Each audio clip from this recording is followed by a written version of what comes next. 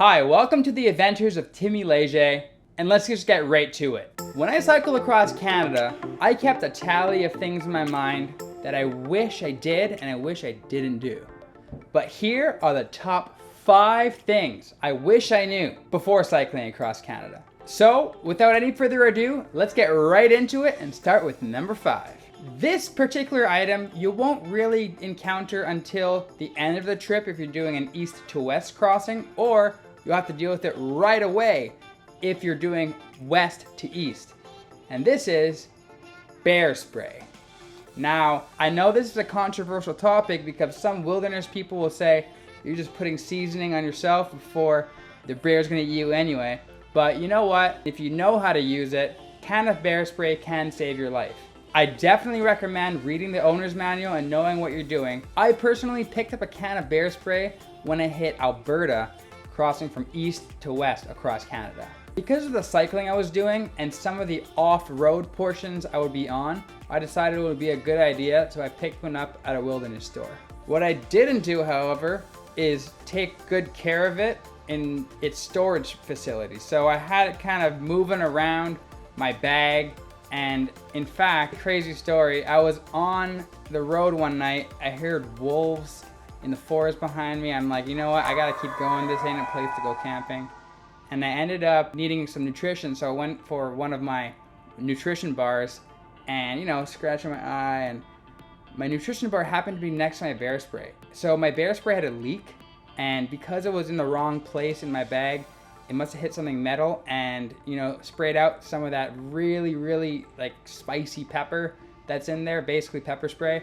And I got it in my eyes. So both my eyes were like this, trying to bike away. I'm hearing wolves. Definitely a situation you don't want to get yourself into. So store it correctly, make sure it works, make sure you know how to use it. And I would only recommend carrying it in the provinces you're actually going to need it in.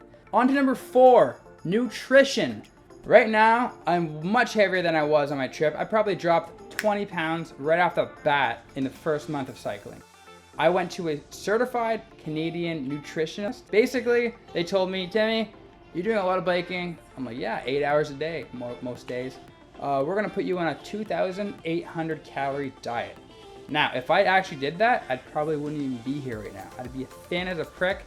I probably would have fainted every single day of malnutrition, and I don't know what this person was doing. So definitely seek more professional advice than I did, which is kind of strange because I picked a certified dietitian.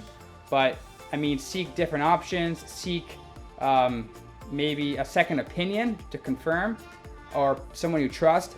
Anyway, the rest of the trip, I didn't listen to that advice at all. I just shoveled as much food in my mouth as I could, and I could have probably used a bit more protein. Definitely get a better nutrition plan than I did because I was just winging it for the rest of the ride. Number 3 is what annoyed me a lot on my bike trip. Went for saving weight when I bought a pump instead of going for high quality.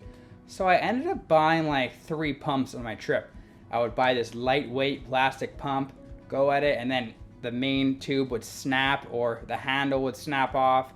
So to have to jimmy rig some sort of tape job to be able to use it. And then the second one of the O-rings burst, and anyway, it was just a lot of trouble. Invest in a high quality pump so you don't have to buy them 2 or 3 times. Like a wise man once said, if you pay cheap, you pay twice. For number 2 on this list, it's pretty specific to what I was doing, but I actually probably added 15 to 20 pounds of gear just in photo equipment, my laptop charger, batteries, storage.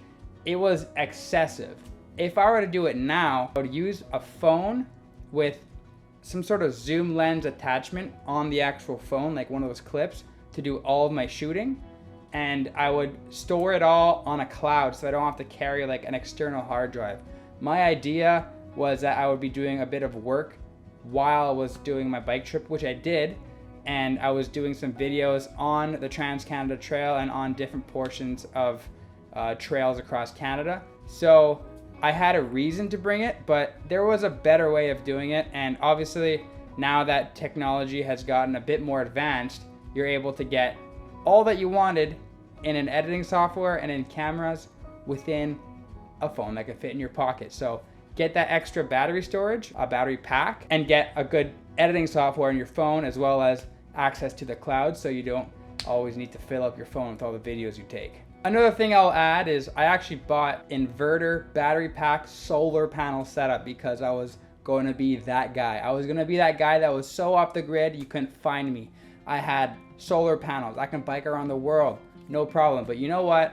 There's so many Tim Hortons across Canada and so many park benches that have, plugins next to them, or, cafes that you can just charge in. All you need to invest in terms of, battery banks are just extra battery packs. I was thinking renewable sun, while I'm biking, I can go, but honestly, it's more of a waste of weight and a waste of time, really, like figuring all that out. Just plug it in when you go eat something or when you're, filling up water for 20, 30 minutes, and then you can use that energy later on your trip. Last but not least, number one thing that I wish I knew when I was cycling across Canada is that your butt is gonna hurt. Invest in a proper saddle. I actually invested in a proper saddle after my trip across Canada because of how badly my butt hurt on this trip. I'll spare you the details, but trust me when I say if you're not set up perfectly, or if you're not used to biking in these conditions, or have perfect posture on your bike 100% of the time, which wasn't the case for me, you're gonna get the most insane bruises and the most insane chafing of your life. So I did 8,000 kilometers across Canada, and then after that I said, you know what, the most important things that I can invest in on my bike are the things that I touch the bike with: hands, butt, and feet. The shoes, your gloves, and whatever you're sitting on. It turned out that my seat, although designed for cycle touring, wasn't it. It was way too hard. It had some light cushioning on it, and even though I wore a chamois, it just didn't really work. The bike shorts weren't cutting it. So my second larger trip across the United States, 10,000 kilometers, I wore whatever I wanted. Jeans, shorts. In fact, most of the trip I did in board shorts. I actually invested in a Brooks saddle. A lot of cycle tourists were raving about this and saying, it's worth its weight in gold. It saved me so much pain. So you know what? I went for it. I trusted them. I bought this $200 leather saddle, which looks like it could be one of the most uncomfortable things in the world, but after around 1,000 kilometers, you end up breaking into the saddle and the leather somewhat shapes to your pelvis. There's some tricks that people share where you wet the saddle, blah, blah, blah. I didn't do any of that. I just threw her on and started biking. And sure enough, 1,000 kilometers later, give or take, it shaped to my butt and I can wear whatever I want for the rest of the trip. I actually brought a pair of bike shorts on that trip, but ended up throwing them away within a month because I didn't need them anymore. So it all depends on whether you're doing short rides at higher speeds or a long ride at a very slow speed like I was doing, or average speed. I'm pretty slow. You get the point. You choose the material that you want for the job that you're doing. So I wanted something that can last long. Some people say they've owned their Brooks saddles for decades, So it's an investment for a long time. I hope it doesn't get stolen. And, maybe one day I'll pass it down to my kid. So that does it with my top 5 things I wish I knew before cycling across Canada. Let me know in the comments if you have any other questions or any other things that I should have brought up in this video, and maybe I'll make another video about some extra things that I wish I knew before cycling across Canada. Follow for more, where I make more videos about cycle touring, adventure, travel, and a video similar to this about cycling across the United States. Don't forget to like and subscribe.